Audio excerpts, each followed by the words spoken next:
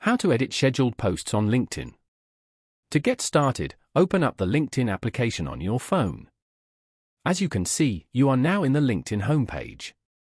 Here, you can view posts from all your connections and pages that you follow on LinkedIn. On this page, go to the bottom panel and tap on Post in the middle. You can add a post to LinkedIn from here.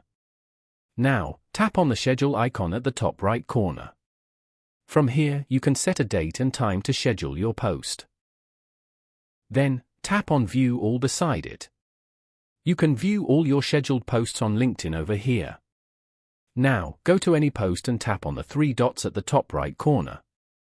You can choose to modify the schedule or edit the post from here.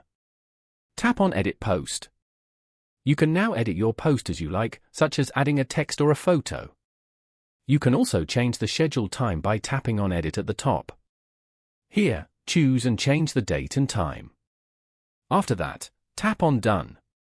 Then, tap on Next below. You've now successfully edited the post. Once you're done, tap on Schedule at the top right corner. Following these steps, you can easily edit scheduled posts on LinkedIn.